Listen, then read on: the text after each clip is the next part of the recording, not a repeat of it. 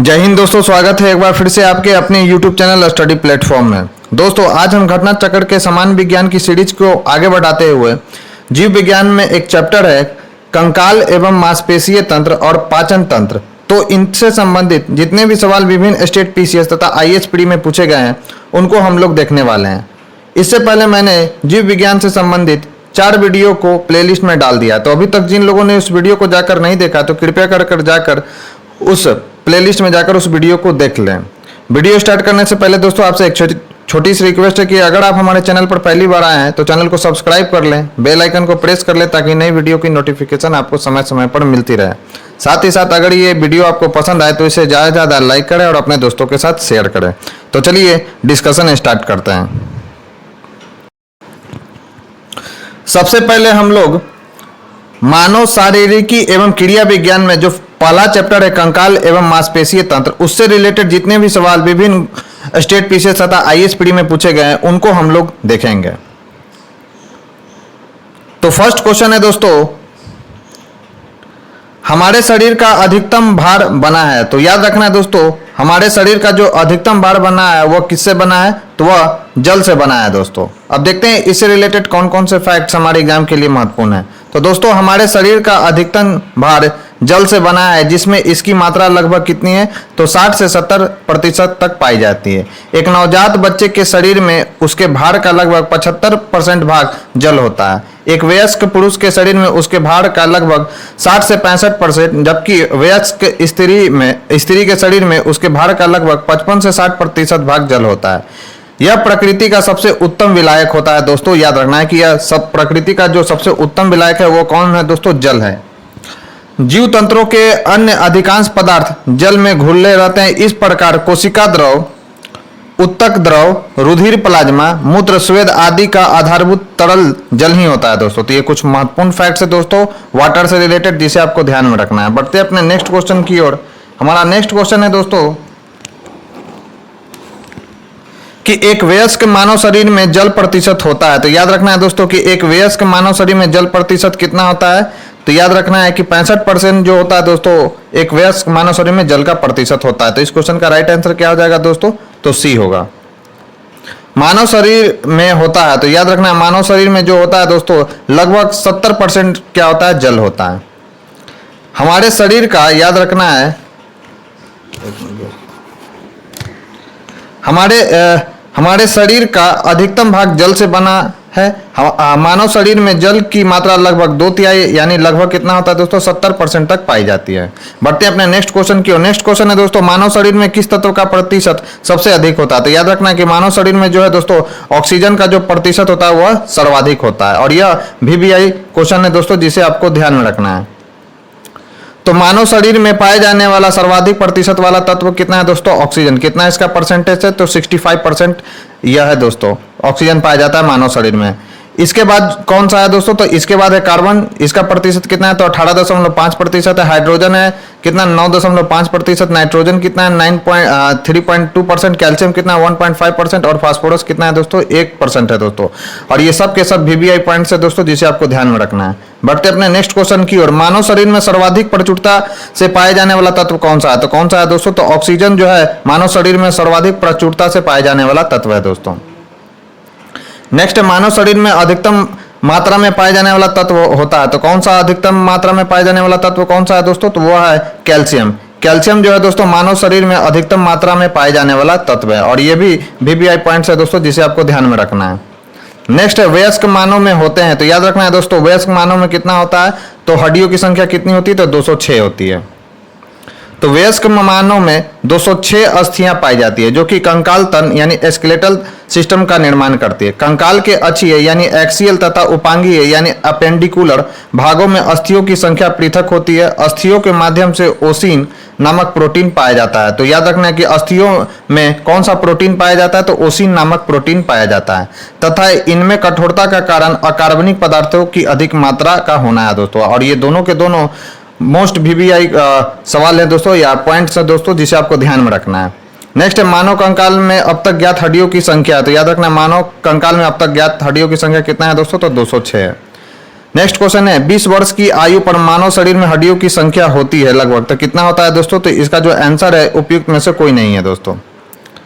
Reason देखते हैं इसका। तो 20 वर्ष की आयु पर मानव शरीर में हड्डियों की कुल संख्या कितना होता है? 206 होता है, जो अच्छी है यानी एक्सियल और उपांगीय यानी अपेंडिकुलर कंकाल में बटी होती है। अस्थियां शरीर का ढांचा बनाने में सहायक होती हैं तथा शरीर के विभिन्न भागों की रक्षा करने का कार्य करती है दोस्तों। नेक्स्ट है निम्नलिखित में से कौन मानव शरीर की सबसे छोटी हड्डी है? तो याद रखना है कि कान में पाई जाने वाली जो हड्डी होती है स्टेपीज, वह मानव शरीर की सबसे छोटी हड्डी है दोस्तों। तो इस क्वेश्चन का जो राइट आंसर हो जाएगा वो क्या हो जाएगा? बी होगा। तो मानव शरीर की सबसे जो छोटी हड्डी है दोस्तों वह कौन सी है? तो स्टेपीज है, जो मानव मनुष्य के कान में पाई जाती है। जबकि मानव शरीर की सबसे बड़ी जो हड्डी है दोस्तों फीमर है, जो कहां पर पाई जाती है दोस्तों? जांघ में पाई जाती है। तो ये भी पॉइंट आपको ध्यान में रखना है। नेक्स्ट क्वेश्चन है दोस्तों हमारे शरीर की लघुत्तम हड्डी पाई जाती है। तो हमारे शरीर की जो लघुत्तम हड्डी है दोस्तों कहां पर पाई जाती है? तो कान में पाई जाती है और उसका नाम क्या है? तो स्टेपीज है दोस्तों। नेक्स्ट मनुष्य की खोपड़ी में कुल अस्थियां कितनी है? तो याद रखना है मनुष्य के खोपड़ी में कुल अस्थियों की संख्या कितना है दोस्तों? तो मनुष्य के खोपड़ी में कुल कितनी अस्थियां पाई जाती है? तो 28 अस्थियां पाई जाती है, हड्डियां पाई जाती है दोस्तों। तो याद रखना है कि मनुष्य की खोपड़ी यानी अस्कल में अस्थियों की संख्या 28 होती है, जिनमें से 8 मस्तिष्क के चारों ओर, याद रखना है चारों ओर का मस्तिष्क होल जिसको ब्रेन केस कहते हैं अर्थात क्रेमियम कहते हैं, जिसको हिंदी में इसको कपाल भी कहा जाता है, बनाती है। शेष हड्डियां जो है 14 हड्डियां हमारे चेहरे का कंकाल बनाती है। तो चेहरे में कितने हड्डियां होते हैं दोस्तों? तो 14 होता है। च से चेहरा और च से 14 होता है दोस्तों। तो इस ट्रिक के माध्यम से भी आप इसको याद रख सकते हैं। तथा शेष 6 मध्य कर्णों में कर्ण अस्थियां यानी ईयर बोन्स होती हैं दोस्तों, जो कि सुनने में सहायक होती है। हायोड नामक एक और अस्थि मैंडिबल तथा कंठ के बीच जीवा के नीचे स्थिर रहता है दोस्तों। तो ये भी पॉइंट आपको ध्यान में रखना है। बढ़ते हैं अपने नेक्स्ट क्वेश्चन की ओर। निम्नलिखित में से कौन सा लवण मानव हड्डी में सर्वाधिक मात्रा में पाया जाता है? तो कैल्शियम जो फॉस्फेट नामक जो लवण है दोस्तों मानव हड्डियों में सर्वाधिक मात्रा में पाया जाता है और यह VBI सवाल है दोस्तों, जिसे आपको ध्यान में रखना है। तो कैल्शियम फॉस्फेट लवण मानव हड्डियों में सर्वाधिक मात्रा में पाया जाता है दोस्तों। नेक्स्ट है मानव शरीर में पसलियों के कितने जोड़े होते हैं? तो याद रखना है मानव शरीर में पसलियों की कितनी जोड़ी होती है दोस्तों? तो 12 जोड़ी होती है पसलियां। और ये अभी इंपॉर्टेंट सवाल है दोस्तों, जिसे आपको ध्यान में रखना है। तो मानव शरीर में याद रखना है मानव शरीर में पसली हो यानी जिसे इंग्लिश में रिब्स कहते हैं दोस्तों की कुल संख्या कितनी होती है दोस्तों? तो 12 जोड़ी होती है अर्थात 24 होती है। प्रत्येक पसली वक्ष के सामने की ओर उरोस्थी यानी स्टर्नम से तथा पीछे की ओर वक्षीय कशेरुकाओं जिसे क्या कहा जाता है दोस्तों? तो थोरैकिक वर्टिब्रेट से संधित हो रहती है यानी जुड़ी होती है दोस्तों। पसलियां कमान की भांति झुकी होती है। सभी पसलियां मिलकर लगभग बेलनाकार पिंजरा यानी केज बनाती है, जिसमें क्या क्या होता है? तो लंग्स होता है और हार्ट होता है दोस्तों। तो ये कुछ महत्वपूर्ण फैक्ट्स है दोस्तों, जिसे आपको ध्यान में रखना है। बढ़ते हैं अपने नेक्स्ट क्वेश्चन की ओर। मनुष्य के शरीर में पैर की हड्डी, तो याद रखना है कि मनुष्य के शरीर में जो पैर की हड्डी होती है दोस्तों वह ठोस होती है। तो मनुष्य के शरीर में याद रखना है मनुष्य के शरीर में जो पैर की हड्डी ठोस होती है। मनुष्य की टांग ऊपर से नीचे की ओर क्रमशः जांग यानी थाई, जंघा या पाया जिसको रस्क या स्नैक भी बोला जाता है दोस्तों, पैर, फुट या पीज भी में बटी होती है। जांग में सिर्फ एक हड्डी फीमर होती है, जो शरीर की सबसे लंबी तथा सबसे भारी हड्डी होती है दोस्तों। जंघा में क्या होता है? तो टिबिया तथा फिबुला होता है दोस्तों, नामक 2 हड्डियां पाया जाता है। तो जंघा में याद रखना है कि टिबिया और फिबुला नामक 2 हड्डियां यानी 2 बोन पाया जाता है दोस्तों। जबकि पैर में 3 भाग गुल्फ यानी टार्सस, तलुआ जिसको सोल कहा जाता है तथा पादा उंगलियां जिसको टूज कहा जाता है दोस्तों वो होती है। तो ये कुछ महत्वपूर्ण फैक्ट्स है दोस्तों, जिसे आपको ध्यान में रखना है। नेक्स्ट है सेल क्रिया में प्लास्टी क्या है? तो सेल क्रिया में ऑर्थोप्लास्टी क्या है दोस्तों? तो याद रखना है कुल्हे के जोड़ का प्रतिस्थापन इसके अंतर्गत किया जाता है ऑर्थोप्लास्टी में। तो सेल क्रिया में ऑर्थोप्लास्टी कुल्हे के जोड़ का प्रतिस्थापन यानी हिप ज्वाइंट रिप्लेसमेंट है दोस्तों। प्लास्टी शब्द का शाब्दिक अर्थ जोड़ के निर्माण से है। ऑर्थोप्लास्टी का उद्देश्य दर्द से छुटकारा दिलाना, चलने की क्षमता को ठीक करना तथा मांसपेशियों की शक्ति को सुधार करना है। ऑर्थराइटिस या अन्य कारणों से निष्क्रिय हो चुके जोड़ों का प्रतिस्थापन या पुनर्संयोजन इस सेल क्रिया में किया जाता है दोस्तों। तो ये कुछ महत्वपूर्ण फैक्ट्स है दोस्तों ऑर्थोप्लास्टी से रिलेटेड, जिसे आपको ध्यान में रखना है। बढ़ते हैं अपने नेक्स्ट क्वेश्चन की ओर। इलास्टिक यानी प्रत्यस्थ उत्तक जो हड्डियों को एक साथ पकड़े रहते हैं उन्हें कहते हैं। तो कौन सा है दोस्तों? तो वह है लिगामेंट। तो याद रखना है दोस्तों कि दो बोन किससे जुड़ा होता है? तो लिगामेंट से जुड़ा होता है। और बोन और मसल किससे जुड़ा होता है? तो बोन और मसल जो है दोस्तों किससे जुड़ा होता है? तो टेंडन से जुड़ा होता है। तो ये भी पॉइंट आपको ध्यान में रखा है कि बोन क्या होता है दोस्तों? लिगामेंट होता है। और बोन मसल किससे जुड़ा होता है? तो टेंडन से जुड़ा होता है। तो लिगामेंट एक प्रत्यस्थ उत्तक है जो हड्डियों को एक साथ पकड़े रहता है। लिगामेंट हड्डियों को अन्य हड्डियों के साथ संबंध कर जोड़ का निर्माण करता है दोस्तों। तो ये कुछ महत्वपूर्ण फैक्ट्स है दोस्तों जिसे आपको ध्यान में रखना है। बढ़ते अपने नेक्स्ट क्वेश्चन की ओर। दांतों पर जमी परतें बनी रहती है। तो याद रखना है दोस्तों, दांतों पर जो जमी परतें होती है वह किससे बनी होती है? तो भोजन के कण, थूक, मुख अम्ल और बैक्टीरिया से बनी होती है दोस्तों। तो दांतों पर जमी परतें भोजन के कण, थूक, मुख अम्ल और बैक्टीरिया से बनी होती है। भोजन उपरांत ठीक से सफाई न होने के कारण भोजन के छोटे छोटे कण दांतों पर चिपके रहते हैं। थूक मुख को सरस बनाए रखने के लिए आवश्यक द्रव है। मुख अम्ल में लार से स्रावित टाइलिन एंजाइम होता है। लार का जो पीएच होता है दोस्तों वो कितना होता है? तो 7 से कम होने के कारण यह अम्लीय होता है। दांतों की परत के खुरचन का अध्ययन करते समय एंटोनी वॉन ल्यूवेनहॉक ने इसमें बैक्टीरिया की उपस्थिति का पता लगाया था दोस्तों। तो ये कुछ महत्वपूर्ण फैक्ट्स है दोस्तों टीथ से रिलेटेड जिसे आपको ध्यान में रखना है। बढ़ते अपने नेक्स्ट क्वेश्चन की ओर।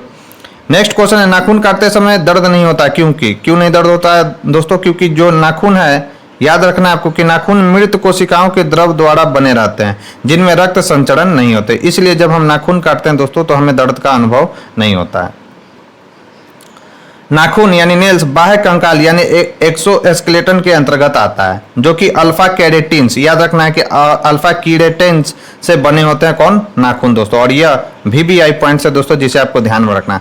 तथा इन्हें काटे जाने पर दर्द का आभास नहीं होता क्योंकि यह मृत कोशिका यानी डेड सेल के द्रव द्वारा निर्मित होते हैं जिनमें रक्त का संचरण नहीं होता है दोस्तों। तो ये कुछ महत्वपूर्ण फैक्ट्स है दोस्तों जिसे आपको ध्यान में रखना है। नेक्स्ट है, अस्थि एवं दंत निर्माण हेतु निम्नलिखित में से किनकी आवश्यकता होती है? तो किसकी आवश्यकता होती है दोस्तों अस्थि एवं दंत के निर्माण के लिए? तो कैल्शियम और फास्फोरस की आवश्यकता होती है। और ये सब के सब VBI क्वेश्चन है दोस्तों जिसे आपको ध्यान में रखना है। तो कैल्शियम और फास्फोरस अस्थि एवं दंत निर्माण में सहायक हैं। इनकी कमी से अस्थि एवं दंत संबंधी बीमारियां हो जाती है दोस्तों। नेक्स्ट है, निम्नलिखित में से कौन सा पौष्टिक तत्व अस्थि एवं दांतों के निर्माण एवं मजबूती के लिए आवश्यक नहीं है? तो कौन सा नहीं है दोस्तों? तो याद रखना है आयोडीन जो है दोस्तों अस्थि एवं दांतों के निर्माण के लिए यानी हड्डी एवं टीथ के निर्माण के लिए जो है दोस्तों आवश्यक नहीं है। कौन सा? तो आयोडीन। जबकि कैल्शियम, फास्फोरस और फ्लोरीन जो है दोस्तों ये तीनों के तीनों अस्थि एवं दांतों के निर्माण के लिए आवश्यक है। तो याद रखना है दोस्तों कैल्शियम, फास्फोरस और फ्लोरीन अस्थि एवं दंत निर्माण में सहायक है। इनकी कमी से अस्थि एवं दंत संबंधी बीमारियां हो जाती हैं। जबकि याद रखना है जबकि आयोडीन थायराइड ग्रंथि के नियंत्रण में उपयोगी होता है दोस्तों। नेक्स्ट क्वेश्चन है दोस्तों, मनुष्य के जीवन काल में कितने दांत 2 बार विकसित होते हैं? तो याद रखना है दोस्तों कि मनुष्य के जो जीवन में है 20 जो दांत है 2 बार विकसित होते हैं, जबकि 12 जो टीथ होते हैं दोस्तों वो परमानेंट टीथ होता है। तो ये भी पॉइंट आपको ध्यान में रखना है। तो अगर पूछा जाए कि मनुष्य में अपने जीवन काल में कुल दांतों की संख्या कितनी होती है? तो 32 प्लस 20 तो कितना हो जाएगा दोस्तों? 52। मनुष्य के जीवन काल में 52 टोटल दांत होते हैं दोस्तों। और ये VBI पॉइंट्स है दोस्तों जिसे आपको ध्यान में रखना है। 12 तो परमानेंट टीथ होते हैं, 20 जो है जब टूटता है तो 20 फिर से जमता है तो 20 प्लस 20 40 और 12 परमानेंट टीथ तो कितना हो गया दोस्तों? तो 52। तो ये पॉइंट आपको ध्यान में रखना है। तो याद रखना है दोस्तों कि मनुष्य के जीवन काल में 20 दांत 2 बार विकसित होते हैं। मानव सहित अधिकांश वयस्क स्तनी द्विदंती होते हैं, अर्थात चौवर्ण दांतों के अलावा अन्य दांत जीवन में 2 बार विकसित होते हैं। तो ये भी याद रखना है कि चौवर्ण यानी चबाने वाले दांत के अलावा अन्य जो दांत होते हैं दोस्तों वो जीवन में 2 बार विकसित होते हैं। इस प्रकार हमारे 12 अस्थायी यानी परमानेंट टीथ होते हैं। चौवर्ण दांत एक दंतीय होते हैं। हमारे मुंह में आदर्श रूप से 4 प्रकार के दांत होते हैं। कौन कौन से दोस्तों? इंसीजर होता है, केनाइन होता है, अग्र चौवर्णक होता है, प्री मोलर होता है और मोलर होता है दोस्तों।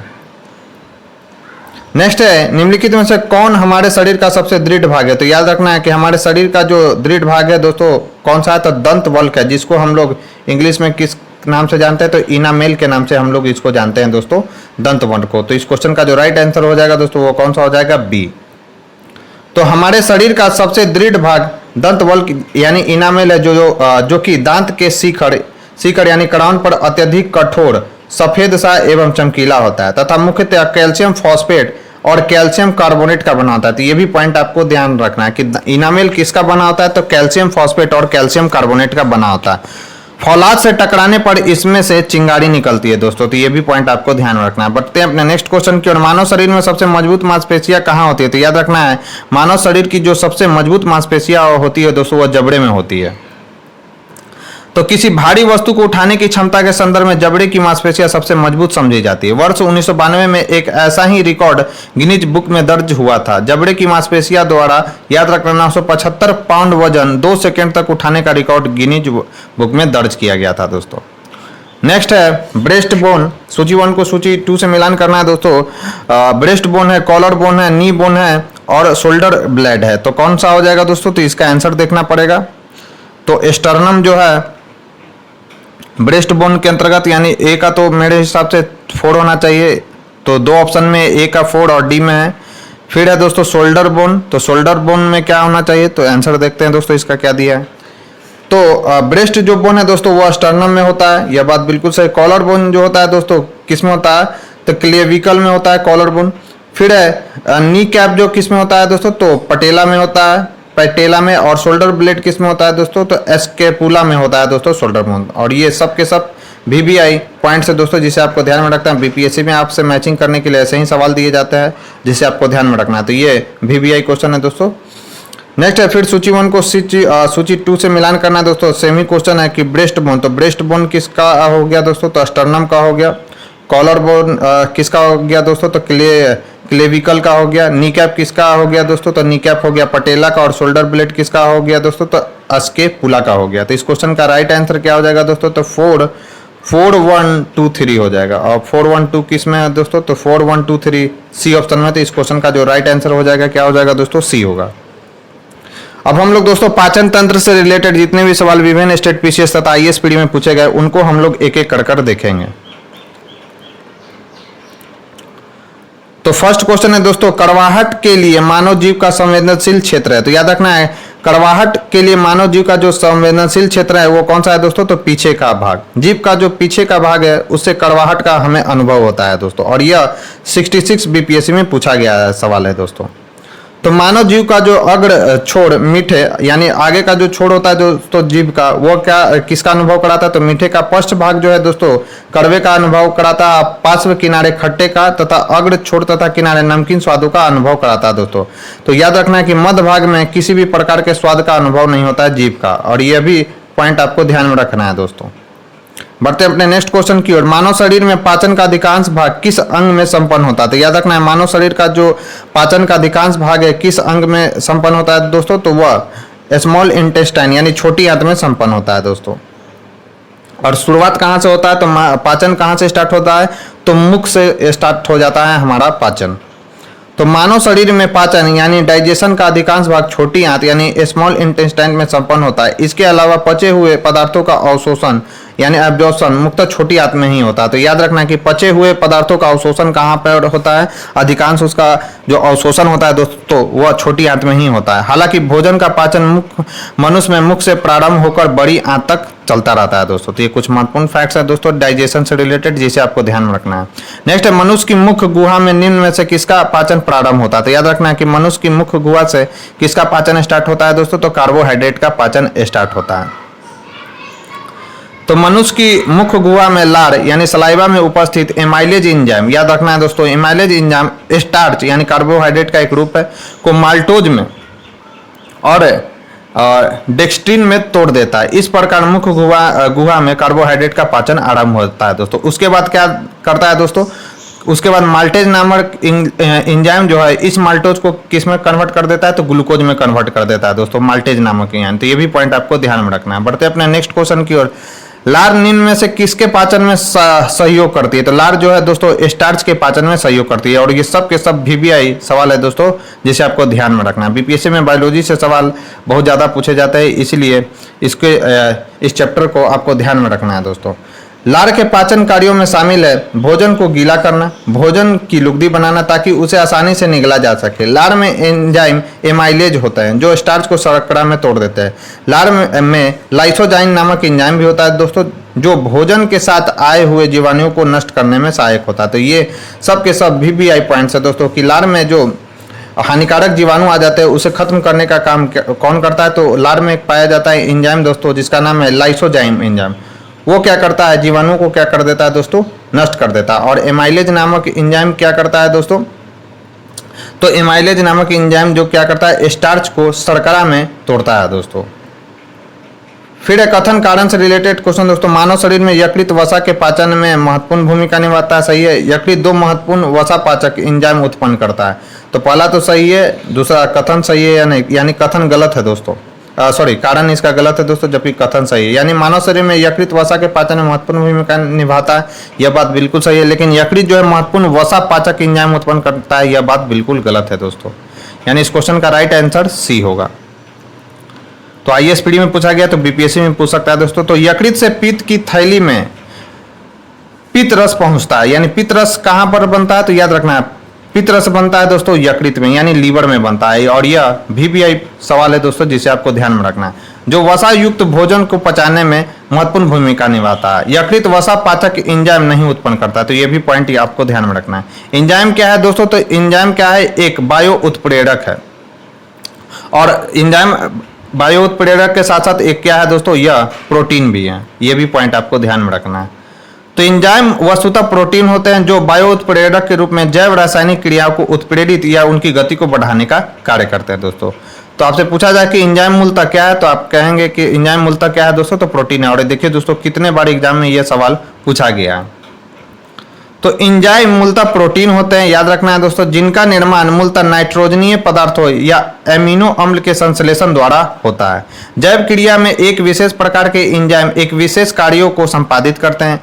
ये उसी प्रकार कार्य करते हैं जिस प्रकार एक ताले को खोलने के लिए विशेष चाबी होती है दोस्तों। यही एंजाइम का कार्य है जैव प्रक्रिया में। नेक्स्ट है एंजाइम है, तो एंजाइम क्या है दोस्तों, तो एंजाइम मूलतः क्या होता है, तो एंजाइम जो होता है दोस्तों वो क्या होता है, तो एंजाइम प्रोटीन होता है। नेक्स्ट क्वेश्चन है, निम्नलिखित में कौन सा एंजाइम ग्लूकोज को इथेनॉल में परिवर्तन करने को प्रेरित करता है। तो कौन सा एंजाइम है दोस्तों, तो यह एंजाइम है जाइमेज। और यह VVI सवाल है दोस्तों जिसे आपको ध्यान में रखना। पूछ सकता है आपसे कि एंजाइम कौन सा एंजाइम है जो ग्लूकोज को इथेनॉल में परिवर्तित करता है, तो वो कौन सा है दोस्तों, तो जाइमेज है। तो ये है ग्लूकोज का सूत्र। ग्लूकोज का सूत्र भी आपको याद रखना है C6H12O6। और ये है जाइमेज एंजाइम, इसको किस में कन्वर्ट कर देता है दोस्तों, तो इथेनॉल में, यानी C2H5OH में कन्वर्ट कर देता है। साथ ही साथ कौन सा गैस निकालता है, तो CO2 गैस निकालता है। और ये भी सवाल आपसे पूछ सकता है कि बाई प्रोडक्ट के रूप में क्या हमको मिलता है जब हम ग्लूकोज को जाइमेज के एंजाइम से अभिक्रिया कराते हैं, तो बाई प्रोडक्ट के रूप में हमको CO2 गैस यानी कार्बन डाइऑक्साइड गैस हमें प्राप्त होता है दोस्तों। नेक्स्ट है जैविक सिस्टम, यानी लिविंग सिस्टम में रासायनिक क्रिया की प्रक्रिया को तेज करने में उत्तरदायी पदार्थ है, तो कौन सा है दोस्तों, तो एंजाइम है। तो जैविक सिस्टम यानी लिविंग सिस्टम में रासायनिक क्रिया की प्रक्रिया को तेज करने में उत्तरदायी पदार्थ एंजाइम है। सभी एंजाइम प्रोटीन से बहुत से कार्बनिक पदार्थ जैसे प्रोटीन, कार्बोहाइड्रेट एवं वसा को तरल अणुओं में परिवर्तित करने की क्रिया एंजाइम द्वारा संपन्न होती है दोस्तों। तो ये कुछ महत्वपूर्ण पॉइंट है दोस्तों एंजाइम से रिलेटेड जिसे आपको ध्यान में रखना है। बढ़ते अपने नेक्स्ट क्वेश्चन की ओर। नेक्स्ट क्वेश्चन है दोस्तों, निम्नलिखित में से किस एक की उत्पत्ति यकृत का कार्य है। तो याद रखना है दोस्तों, यकृत जो है यूरिया का उत्पत्ति करता है कौन, लीवर। और यह ISPD में पूछा गया तो BPSC में भी पूछ सकता है दोस्तों। तो यकृत यानी लीवर मानव शरीर की सबसे बड़ी ग्रंथि है। और दूसरी सबसे बड़ी ग्रंथि कौन सी है दोस्तों, तो याद रखना है अग्नाशय है। तो यह भी पॉइंट आपको ध्यान में रखना है। यह उदर गुहा में तंतुपुट अर्थात डायफ्राम के ठीक नीचे आंत्र योजनी अर्थात मिसेंट्री से संयुक्त गहरे लाल भूरे रंग का होता है। इसका भार लगभग 3 पाउंड होता है। तो यह भार भी आपसे पूछा गया है सवाल। यह मानव शरीर का एक महत्वपूर्ण पाचक अंग है, याद रखना है दोस्तों, जिसके द्वारा लगभग 500 क्रियाओं का संपादन किया जाता है। तो कितना महत्वपूर्ण है इससे आप अंदाजा लगा सकते हैं। इसकी कुछ मुख्य क्रियाएं हैं जैसे पीत यानी बाइल का उत्पादन करना, रक्त प्लाज्मा के कुछ प्रोटीन का उत्पादन करना, यानी प्रोटीन रक्त प्लाज्मा के लिए कुछ प्रोटीन का भी उत्पादन ये करता है। ग्लाइकोजेनेसिस क्रिया द्वारा ग्लूकोज को ग्लाइकोजेन में परिवर्तित करना, यह भी इसका कार्य है। रक्त में एमिनो अम्ल को नियमन करना तथा विषाक्त अमोनिया को यूरिया में परिवर्तित करना। ये अमोनिया जो होता है दोस्तों वो विषाक्त होता है, इसको यूरिया में कन्वर्ट करता है कौन, तो लीवर। ये सब के सब VBI पॉइंट्स हैं दोस्तों जिसे आपको ध्यान में रखना है। बढ़ते हैं अपने नेक्स्ट क्वेश्चन की ओर। नेक्स्ट है लिपिड्स का पाचन निम्नलिखित में से कुछ की उपस्थिति में होता है। किसकी उपस्थिति में होता है दोस्तों लिपिड्स का पाचन, तो याद रखना है कि पीत अम्ल और लाइपेज जो है दोस्तों लिपिड्स का पाचन करता है, जबकि जो पेप्सिन है दोस्तों वो किसका पाचन करता है, तो याद रखना है पेप्सिन जो है प्रोटीन का पाचन करता है। तो ये भी पॉइंट आपको ध्यान में रखना है। तो इस क्वेश्चन का जो राइट आंसर हो जाएगा दोस्तों क्या हो जाएगा, सी होगा। तो हमारे भोजन सामग्री में अधिकांश लिपिड सरल वसाओं अर्थात ट्राइग्लिसराइड के रूप में होते हैं। लिपिड्स के पाचन में लाइपेज नामक एंजाइम की महत्वपूर्ण भूमिका होती है। यह लिपिड्स को वसीय अम्लों तथा मोनोग्लिसराइड में विखंडित करते हैं। लाइपेज एंजाइम प्राकृतिक रूप से अग्नाशय से स्रावित होने वाले रस में उपस्थित होता है। पित्त में कोई पाचक एंजाइम नहीं होता है, फिर भी यह लिपिड्स के पाचन एवं अवशोषण में सहायक होता है। यह वसा का इमल्सिफिकेशन करता है यानी इमल्सीकरण करता है। पेप्सिन नामक एंजाइम प्रोटीन के पाचन में सहायक होता है दोस्तों। और ये सब के सब VBI पॉइंट्स है दोस्तों जिसे आपको ध्यान में रखना है। बढ़ते अपने नेक्स्ट क्वेश्चन की ओर। एंजाइम लाइपेज का स्रोत है, तो एंजाइम लाइपेज का स्रोत क्या है दोस्तों, तो याद रखना है लाइपेज कहाँ से स्रावित होता है, तो यह होता है अग्नाशय से स्रावित होता है लाइपेज। और यह क्या काम करता है, तो वसा को पचाने में यह सहायक होता है लाइपेज। और यह 66 BPSC प्री में पूछा गया सवाल है दोस्तों। तो देखिए दोस्तों ये रिपीटेड ये सब सवाल है। 2016 में UP PCS मेंस में पूछा गया, उसी सवाल को यहाँ पर पूछा गया है 2020 में BPSC के द्वारा। तो ये आप समझ गए होंगे कि सीरीज स्टार्ट करने का मेरा क्या मकसद था। तो नेक्स्ट क्वेश्चन है, मानव तंत्र में निम्नलिखित में से कौन सा एक पाचक एंजाइम नहीं है, तो कौन सा एक पाचक एंजाइम नहीं है दोस्तों, तो याद रखना है गैस्ट्रिन जो है एक पाचक एंजाइम नहीं है, जबकि ट्रिप्सिन, टाइलिन और पेप्सिन एक पाचक एंजाइम है दोस्तों। तो ट्रिप्सिन, टाइलिन एवं पेप्सिन नामक पाचक एंजाइम है जिनका स्राव कहाँ से होता है, तो ट्रिप्सिन का स्राव होता है दोस्तों अग्नाशय से होता है, याद रखना है। टाइलिन का स्राव कहाँ से होता है, तो लार ग्रंथि यानी स्लाइवरी जो ग्लैंड होता है दोस्तों उससे इसका स्राव होता है। तथा पेप्सिन का स्राव कहाँ से होता है दोस्तों, तो अमाशय द्वारा होता है यानी स्टोमक द्वारा इसका स्राव होता है पेप्सिन का। ट्रिप्सिन एक पेप्टाइड है जो पेप्टाइड्स को तोड़ने में का कार्य करती है। टाइलिन नामक एंजाइम लार में पाया जाता है जो मंड यानी स्टार्च को माल्टोज तथा डेक्स्ट्रिन में तोड़ने का कार्य करता है, जबकि गैस्ट्रिन एक हार्मोन है। याद रखना है गैस्ट्रिन क्या हार्मोन है, जो कि आमाशय में जी कोशिका यानी जीत सेल तथा ग्रहणी द्वारा मुक्त होती है। यह आमाशय के द्वारा गैस्ट्रिक अम्ल के स्रावन यानी सिक्रेशन को उद्दीपित करता है दोस्तों। कौन, तो गैस्ट्रिन। ये कुछ महत्वपूर्ण फैक्ट्स है जिसे आपको ध्यान में रखना है दोस्तों। नेक्स्ट क्वेश्चन, मानव शरीर में प्रोटीन का पाचन निम्नलिखित में से किस अंग में प्रारंभ होता है, किस अंग में प्रारंभ होता है दोस्तों, तो याद रखना है आमाशय यानी स्टोमक से यह प्रारंभ होता है प्रोटीन का पाचन। और स्टोमक से क्या निकलता है दोस्तों, तो स्टोमक से निकलने वाला एक एंजाइम है, यहाँ पर स्टोमक से निकलने वाला एंजाइम कौन सा है दोस्तों, तो पेप्सिन। तो ये भी पॉइंट आपको ध्यान में रखना है।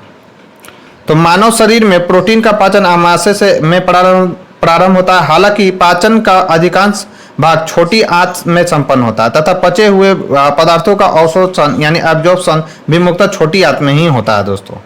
तो इस क्वेश्चन का राइट आंसर क्या हो जाएगा, डी हो जाएगा। यूपी से 2020 में पूछ चुका है, तो आपको याद रखना है कि ये BPSC के लिए भी VBI सवाल है, पूछ सकता है आपसे। नेक्स्ट है कथन और कारण से रिलेटेड सवाल, हमारे आहार में सभी प्रोटीन का पाचन केवल क्षुद्रांग में होता है, तो यह बात बिल्कुल गलत है। आमाशय में भी होता है। अग्नाशय से प्रोटीनों के पाचन करने वाले एंजाइम को क्षुद्रांग में छोड़ा जाता है, तो अग्नाशय से प्रोटीनों का पाचन करने वाले एंजाइमों को क्षुद्रांग में छोड़ा जाता है, तो यह बात बिल्कुल सही है। तो इसका आंसर देख लेते हैं। तो इसका आंसर है दोस्तों ए गलत है परंतु आर सही है, जैसा कि मैंने आपको बताया था। तो कथन ए गलत है जबकि आर सही है। आहार नाल में प्रोटीनों का पाचन आमाशय यानी स्टोमक में ही प्रारंभ हो जाता है, जिसके लिए जठर रस में पेप्सिन नामक एंजाइम होता है।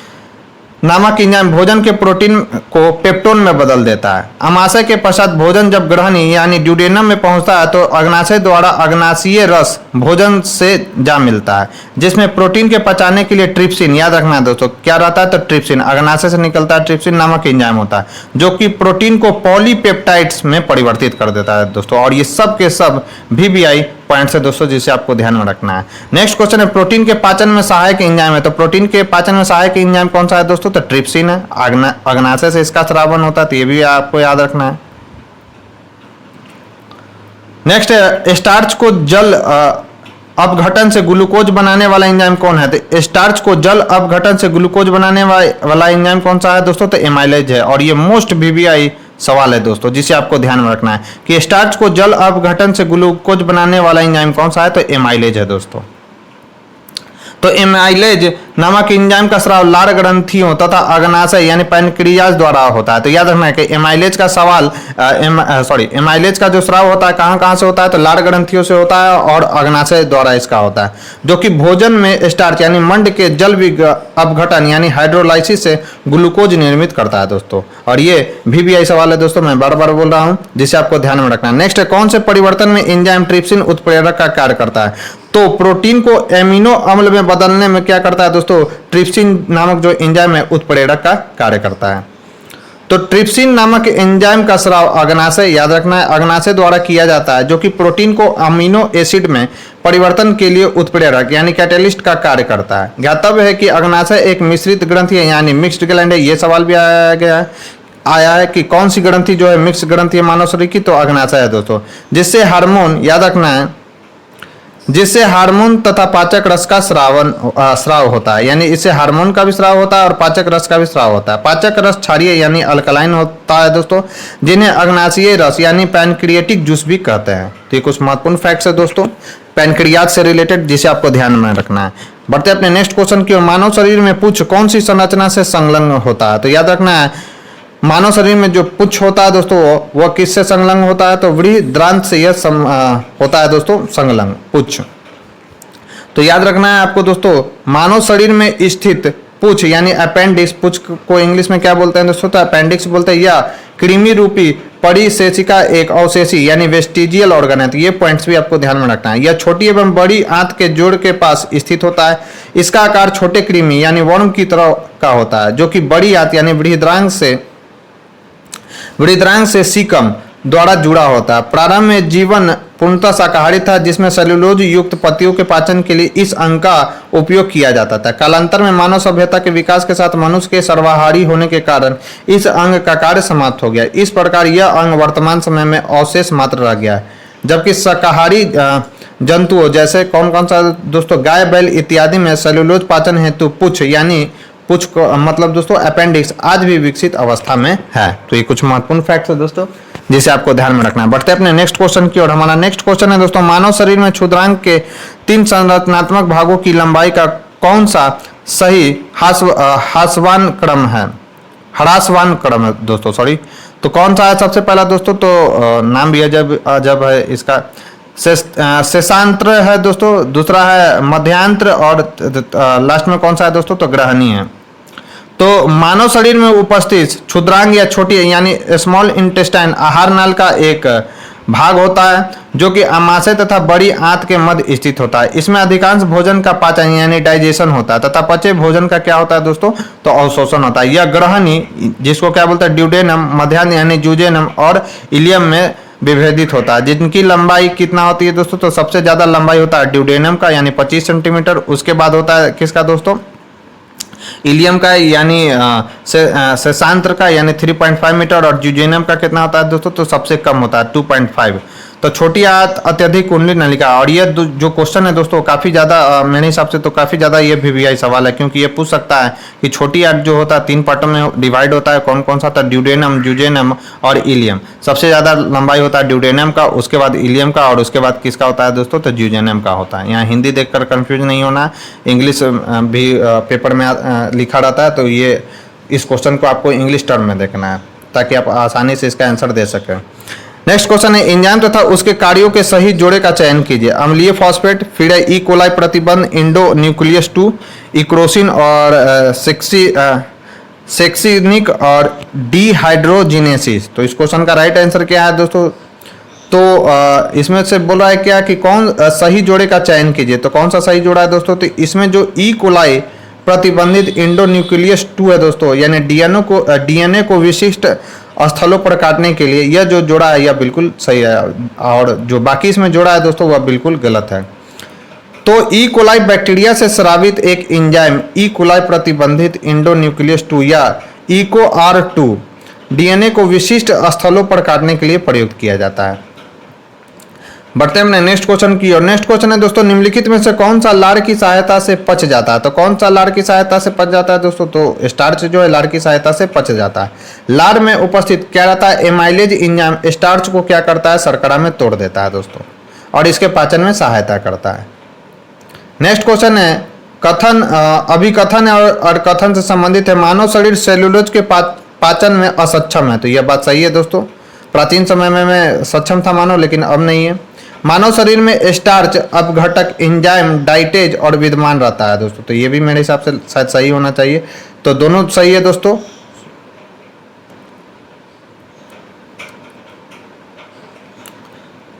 तो इस क्वेश्चन का जो राइट आंसर दिया गया है वो क्या है दोस्तों? तो दोनों सही है, लेकिन जो आर जो है दोस्तों अभिकथन की सही व्याख्या नहीं कर रहा है दोस्तों। यानी इसका अर्थ हो गया कि मानव शरीर सेलुलोज के पाचन में असक्षम है। यह बात सही है, क्योंकि प्राचीन समय में यह सक्षम था, अब तो असक्षम है दोस्तों। अब मानव शरीर में स्टार्च, अपघटक, एंजाइम, डाइटेज विद्यमान रहता है। यह बात बिल्कुल सही है दोस्तों। तो मनुष्य के पाचन तंत्र में सेलुलोज को पचाने वाले एंजाइम नहीं पाए जाते, परंतु स्टार्च, अपघटक एंजाइम, लारिये डाइटेज यानी सलाइवरी डाइटेज जो स्टार्च को माल्टोज में तोड़ता है, मनुष्य की लार में भी पाया जाता है। अतः दोनों कथन सही है, परंतु डाइटेज की वजह से सेलुलोज का पाचन नहीं होगा, यह तर्कसंगत नहीं है दोस्तों। अतः दूसरा कथन पहले कथन की व्याख्या नहीं कर रहा है। नेक्स्ट है शरीर में अतिरिक्त ग्लूकोज ग्लाइकोजेन में परिवर्तित होकर भंडारित रहता है। तो किसमें भंडारित रहता है दोस्तों? तो याद रखना है यकृत में भंडारित रहता है। और यह VBI सवाल है दोस्तों, जिसे आपको ध्यान में रखना है कि शरीर में जो अतिरिक्त ग्लूकोज है वो ग्लाइकोजेन के फॉर्म में कहाँ पर जमा होता है? तो वह यकृत में जमा होता है दोस्तों। तो मानव शरीर की सबसे बड़ी ग्रंथि यकृत है, जिसका प्रमुख कार्य रक्त में उपस्थित अतिरिक्त ग्लूकोज को ग्लाइकोजेन के रूप में परिवर्तित करके संचित रखना है। आवश्यकता अनुसार यह ग्लाइकोजेन ग्लूकोज में बदल कर शरीर को ऊर्जा प्रदान करता है। इस प्रकार यकृत अतिरिक्त शर्करा और ऊर्जा में सामंजस्य बनाए रखता है, और यह यकृत का फंक्शन है दोस्तों, जिसे आपको ध्यान में रखना है। नेक्स्ट है यकृत एवं मांसपेशियों में ऊर्जा जमा होती है। तो याद रखना है यकृत और मांसपेशियों में ऊर्जा जो जमा होती है दोस्तों वह ग्लाइकोजेन के फॉर्म में जमा होती है। तो इस क्वेश्चन का राइट आंसर क्या हो जाएगा? तो डी होगा। तो शरीर की कोशिकाओं को कार्य करने के लिए ऊर्जा की आवश्यकता होती है। यह ऊर्जा शुगर, वसा, प्रोटीन की रासायनिक क्रियाओं से प्राप्त होती है। शुगर शरीर में ग्लूकोज में परिवर्तित हो जाती है, जो एक सरल शर्करा है। यह अवशोषित होकर रक्त से विभिन्न अंगों ऊतकों में पहुंच जाती है। यकृत मांसपेशियों में मुख्यतः ग्लूकोज ऊर्जा ग्लाइकोजेन के रूप में संचित होती है, और यह VBI क्वेश्चन है दोस्तों, जिसे मैंने आपको बता दिया है। नेक्स्ट है मानव शरीर की सबसे बड़ी ग्रंथि कौन सी है? तो कौन सी है दोस्तों? यकृत है। और दूसरी सबसे बड़ी ग्रंथि पूछा जाए कि मानव शरीर की दूसरी सबसे बड़ी ग्रंथि कौन सी है दोस्तों? तो आपको याद रखना है कि पहली ग्रंथि तो यकृत हो गया, दूसरी सबसे बड़ी ग्रंथि कौन सी है दोस्तों? तो अग्नाशय है, यानी पैनक्रियाज है। तो मानव शरीर की सबसे बड़ी ग्रंथि यानी ग्लैंड लीवर है, जबकि शरीर की सबसे बड़ी अंतःस्रावी ग्रंथि यानी इंडोक्राइन ग्लैंड अब्यूटी यानी थायराइड ग्लैंड है। तो याद रखना है यह भी सवाल दोस्तों कि शरीर की सबसे बड़ी अंतःस्रावी ग्रंथि यानी इंडोक्राइन ग्लैंड कौन सा है? तो थायराइड ग्लैंड है दोस्तों। यकृत लगभग 15 से 12 मीटर लंबा होता है एवं चौड़ा 15 से 12 मीटर लंबा 15 से 22 मीटर लंबा एवं चौड़ा होता है दोस्तों, तथा इसका भार जो होता है 1.5 kg होता है, यानी 1.5 किलो होता है दोस्तों इसका ग्राम। यह एक प्रमुख पाचक ग्रंथि है जो कि कार्बोहाइड्रेट का उपापचय, वसा का उपापचय और पित्त का स्रावन इत्यादि का कार्य करता है दोस्तों लीवर। ये कुछ महत्वपूर्ण पॉइंट्स हैं लीवर से रिलेटेड, जिसे आपको ध्यान में रखना है। नेक्स्ट क्वेश्चन है मानव शरीर में सबसे बड़ी ग्रंथि कौन सी है? तो यकृत है। और दूसरे नंबर पर कौन है दोस्तों? तो अग्नाशय है। नेक्स्ट है निम्न अंगों में से पित्त का संचय किसमें होता है? तो पित्त का संचय मैंने आपको बताया था दोस्तों कि पित्त निकलता कहाँ से है? तो पित्त निकलता है लीवर से, और इसका संचय कहाँ से होता है? संचय कहाँ पर होता है दोस्तों? पित्ताशय, जिसे हम लोग क्या कहते हैं दोस्तों? गॉल ब्लाडर कहते हैं। तो याद रखना है आपको कि इसका संचय कहाँ पर होता है? तो पित्ताशय में यानी गॉल ब्लाडर में होता है। तो पित्त का स्रावन कहाँ से होता है? यकृत द्वारा होता है, किंतु इसके संचय का कार्य पित्ताशय यानी गॉल ब्लाडर में होता है दोस्तों। इसके अलावा यह यकृत से आए पित्त से जल सोखकर इसका अत्यधिक सांद्रण यानी कंसंट्रेशन भी करता है। पित्ताशय लगभग 8 मीटर लंबा तथा 4 मीटर चौड़ा अंडाकार यानी ओवल थैली होती है दोस्तों, जो कि उदर गुहा में स्थित होती है। नेक्स्ट है शरीर के किस भाग में पित्त का निर्माण होता है? तो किस भाग में पित्त का निर्माण होता है दोस्तों? तो याद रखना है यकृत में पित्त का निर्माण होता है, और जमा कहाँ पे होता है? तो पित्ताशय में यानी गॉल ब्लाडर में जमा होता है। पित्ताशय में उपस्थित पत्थर निम्नलिखित में से किसका पाचन प्रभावित करता है? तो याद रखना है किसका पाचन प्रभावित होता है दोस्तों, पित्ताशय में यानी गॉल ब्लैडर में जो स्टोन पाया हो जाता है उसके कारण किसका पाचन संभव नहीं हो पाता, तो वसा का जो पाचन है दोस्तों वह संभव नहीं हो पाता। और यह VVI सवाल है दोस्तों जिसे आपको ध्यान में रखना है। तो पित्ताशय यकृत से उत्पन्न पित्त का भंडार करता है। पित्ताशय के अंदर पित्त अवयव के संघनन से बना हुआ रवाकृत जमा हुई पित्त की पथरी है। पित्त की पथरी वसा युक्त भोजन के पाचन में समस्या उत्पन्न करता है दोस्तों। नेक्स्ट क्वेश्चन है, सामान्य मानव के संदर्भ में निम्न कथनों पर विचार कीजिए। HCl की मौजूदगी की अनुक्रिया के रूप में ग्रहणी से सिक्रेटिन उत्पन्न होती है। दूसरा है, वसीय अम्लों की मौजूदगी की अनुक्रिया के रूप में क्षुद्रांग से एंटोरोगेस्ट्रोन उत्पन्न होता है। तो इस क्वेश्चन का राइट आंसर क्या है दोस्तों, तो 1 और 2 दोनों सही है। यानी याद रखना है HCl की मौजूदगी की अनुक्रिया के रूप में ग्रहणी से सिक्रेटिन उत्पन्न होता है, यह बात बिल्कुल सही है। और वसीय अम्लों की मौजूदगी की अनुक्रिया के रूप में क्षुद्रांग से एंटोरोगेस्ट्रोन उत्पन्न होता है, तो यह भी बात बिल्कुल सही है। तो इस क्वेश्चन का राइट आंसर जो दिया गया है दोस्तों सी दिया गया। ISPD 2003 में पूछा गया, तो BPSC में भी पूछने की संभावना है। तो सिक्रेटिन नामक हार्मोन का स्रावन कायम की अम्लीयता को प्रोत्साहित करता है, जो कि जठरीय स्रावन यानी गैस्ट्रिक सिक्रेशन को रोकता है। क्षुद्रांग द्वारा एंटोरोगेस्ट्रोन नामक हार्मोन का स्रावन होता है दोस्तों। नेक्स्ट क्वेश्चन है, निम्नलिखित में से कौन सा एंजाइम प्रोटीन को एमिनो अम्ल में विघटित करता है? तो याद रखना है दोस्तों, प्रोटीन को एमिनो अम्ल में विघटित करने वाला एंजाइम कौन सा है, तो पेप्सिन है। मैंने आपको बताया था कि पेप्सिन जो है प्रोटीन को किस में कन्वर्ट कर देता है, तो एमिनो एसिड में कन्वर्ट कर देता है इसको दोस्तों। तो प्रोटीन का पाचन आमाशय में प्रारंभ होता है। आमाशय में पेप्सिन नामक एंजाइम प्रोटीन को छोटे पॉलीपेप्टाइड यानी स्मॉलर पॉलीपेप्टाइड्स और उनके घटक एमिनो अम्लों में विघटित कर देता है, यानी अमीनो एसिड में परिवर्तित कर देता है। फिर सूची 1 को सूची 2 से मिलान करना है दोस्तों। टाइलिन है, टाइलिन क्या करता है, पेप्सिन क्या है, रेनिन क्या है और ऑक्सीटोसिन क्या है। तो टाइलिन जो क्या करता है दोस्तों, तो याद रखना है सबसे पहले पेप्सिन आते हैं। तो पेप्सिन जो है दोस्तों प्रोटीन को पचाता है। रेनिन क्या काम करता है, तो टाइलिन नामक क्या एक मिनट, तो पेप्सिन का तो 3 हो गया, तो पेप्सिन का 3 यानी प्रोटीन को पचाता है। और ये ऑक्सीटोसिन क्या करता है, तो ऑक्सीटोसिन करेगा दोस्तों क्या, तो ये करेगा रक्त में एंजीओटेंसिन को एंजीओटेंसिन में बदलता है। तो ये तो डी का पहला हो गया, यानी बी का तीसरा, बी का पहला। और रेनिन जो होता है दोस्तों दूध में जो पाया जाने वाला है, हाँ, तो रेनिन का यहाँ पर हो जाएगा दोस्तों मृषण पेशियां यानी स्मूथ मसल को सिकुड़ने में प्रेरित करता है, यह रेनिन का काम है। तो सी का क्या हो जाएगा, 5 हो जाएगा। अब देखते हैं हमारा आंसर कौन सा है।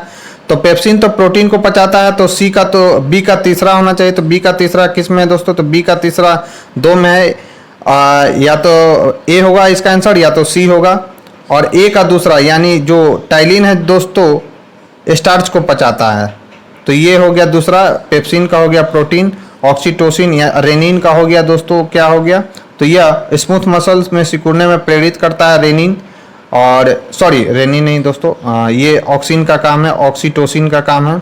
ये क्या करता है कि मृषण पेशियां यानी स्मूथ मसल को में सिकुड़ने में प्रेरित करता है ऑक्सीटोसिन नामक एंजाइम। टाइलिन जो होता है दोस्तों किसका करता है, तो टाइलिन स्टार्च का, पेप्सिन प्रोटीन का। और रेनिन क्या करता है दोस्तों, तो रेनिन जो है रेनिन रक्त में ये इसमें बदलता है दोस्तों।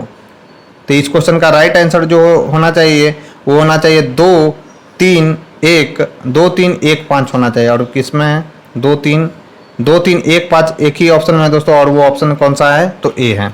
तो देखते हैं इसका आंसर क्या है। तो इस क्वेश्चन का राइट आंसर ए ही दिया हुआ है। तो टाइलिन जो है दोस्तों स्टार्च को पचाता है, याद रखना। पेप्सिन जो है प्रोटीन को पचाता है। रेनिन जो है रक्त में एंजीओटेंसिनोजेन को एंजीओटेंसिनोन में बदलता है। ऑक्सीटोसिन क्या करता है दोस्तों, मृषण पेशियां यानी स्मूथ मसल्स में सिकुड़न प्रेरित करता है दोस्तों। और ये सब के सब VVI पॉइंट्स है दोस्तों जिसे आपको ध्यान में रखना है। फिर सूची 1 को सूची 2 से मिलान करना है दोस्तों। विटामिन है, एंजाइम है, तो एंजाइम और हार्मोन है और प्रोटीन है। तो हार्मोन इसमें कौन सा है दोस्तों, तो हार्मोन इसमें जो कौन सा है, तो टेस्टोस्टेरोन जो है दोस्तों वह एक हार्मोन है। फिर है विटामिन क्या है, तो विटामिन कौन सा है दोस्तों, तो कैरोटीन है। गाजर में पाया जाने वाला विटामिन कौन सा है, तो ये है दोस्तों कैरोटीन। फिर है एंजाइम, तो प्रोटीन है एंजाइम, यानी एंजाइम पेप्सिन है। और प्रोटीन क्या है दोस्तों, तो प्रोटीन है एक केरेटिन। तो इस क्वेश्चन का जो राइट आंसर हो जाएगा 2143, जिसमें होगा वही इसका करेक्ट आंसर हो जाएगा दोस्तों। तो 2143 एक ही ऑप्शन में है, और वो ऑप्शन कौन सा है दोस्तों, तो याद रखना है कि 2143 एक ही ऑप्शन में है, और वो है दोस्तों ऑप्शन बी में। तो इस क्वेश्चन का राइट आंसर क्या हो जाएगा दोस्तों, बी। तो विटामिन जो है दोस्तों याद रखना है, विटामिन केरोटीन है। एंजाइम क्या है, तो पेप्सिन है, क्योंकि एंजाइम क्या होता है, प्रोटीन होता है। और प्रोटीन क्या है, प्रोटीन से रिलेटेड कौन है, तो पेप्सिन है दोस्तों। तो हार्मोन क्या है, तो टेस्टोस्टेरोन और प्रोजेस्टेरोन, ये जो है ये हार्मोन है। स्त्रियों में पाया जाता है प्रोजेस्टेरोन, और पुरुषों में पाया जाता है टेस्टोस्टेरोन नामक हार्मोन। प्रोटीन जो है दोस्तों केरेटिन है। तो ये कुछ महत्वपूर्ण फैक्ट्स है दोस्तों, जिसे आपको ध्यान में रखना है। और आज के डिस्कशन का हमारा लास्ट सवाल है दोस्तों, कॉलम 1 को कॉलम 2 से मैच कराना है। द्राक्ष शर्करा, फल शर्करा, तो फल शर्करा का फ्रूट शुगर किसे कहा जाता है, तो सुक्रोज को कहा जाता है दोस्तों। दुग्ध शर्करा किसको कहा जाता है, तो लैक्टोज को कहा जाता है, याद रखना है आपको। फिर है दोस्तों द्राक्षा शर्करा, तो इसका तो इंग्लिश मुझे नहीं मालूम है। चीनी क्या है दोस्तों, तो क्या, सॉरी यहाँ पे गलत लग गया। जो फ्रूट शुगर है दोस्तों वो फ्रुक्टोज को कहा जाता है। दुग्ध शर्करा जो है वो किसको कहा जाता है, लैक्टोज को कहा जाता है। और चीनी जो है दोस्तों क्या है, और स्टीवा क्या है। तो पहले तो इसी को मैच करा कर देखते हैं कि बी का 1 और सी का 5 किस में है। तो बी का 1 सी का 5, तो बी का 1 और सी का 5, तो एक ही ऑप्शन में है दोस्तों। ऑप्शन कौन सा है, वो सी है। तो बी का 1 इसमें और सी का 5 यहाँ पे। तो इस क्वेश्चन का राइट आंसर क्या हो जाएगा दोस्तों, सी हो जाएगा। तो कोई ज़रूरी नहीं है दोस्तों कि सारे के सारे ऑप्शन आपको मालूम है। अगर एक दो भी क्वेश्चन आपको उसमें आता हो तो सबसे पहले आप एलिमिनेट करना सीखे ऑप्शन को, कि ये ऑप्शन नहीं होगा। तो यहाँ पर एक ही ऑप्शन में था 1 और 5, तो इस क्वेश्चन का राइट आंसर क्या हो जाएगा दोस्तों, सी। तो दाच शर्करा जो है दोस्तों ग्लूकोज है। फल शर्करा क्या है दोस्तों, तो फ्रुक्टोज है। दूध शर्करा क्या है, लैक्टोज है। और चीनी शर्करा क्या है, सुक्रोज है। और स्टीविया क्या है दोस्तों, प्राकृतिक स्वीटनर है दोस्तों। तो ये सब के सब VBI पॉइंट्स है दोस्तों, जिसे ध्यान में रखना है। एक और भी क्वेश्चन है दोस्तों, सॉरी, एक और क्वेश्चन है कि ग्लूकोज का सूत्र है। तो ग्लूकोज का सूत्र याद कीजिए, मैंने बताया था कि ग्लूकोज का सूत्र क्या होता है, C6H12O6। और BPSC पीडी में पूछा गया, तो आगे भी पूछ सकता है। तो ग्लूकोज एक सरल कार्बोहाइड्रेट है। इसका रासायनिक सूत्र कितना होता है, C6H12O6। यह जल, एसिटिक अम्ल तथा कई अन्य विलायकों में घुलनशील होता है। यह स्वाद में मीठा होता है दोस्तों। तो दोस्तों ये थी हमारी आज की डिस्कशन। इस डिस्कशन में बस आज इतना ही। यह डिस्कशन आपको कैसा लगा मुझे कमेंट बॉक्स में लिखकर जरूर बताएं। साथ ही साथ अगर ये वीडियो आपको पसंद आए तो इसे ज़्यादा से ज़्यादा लाइक करें और अपने दोस्तों के साथ शेयर करें। अगर जो स्टूडेंट्स हमारे चैनल पर पहली बार आए हैं तो चैनल को सब्सक्राइब कर ले, बेल आइकन को प्रेस कर ले, ताकि नई वीडियो की आपको जो नोटिफिकेशन है समय समय पर मिलते रहे। तो आज के लिए बस इतना ही। बने रहे हैं हमारे यूट्यूब चैनल के साथ। तब तक के लिए धन्यवाद आप सभी का।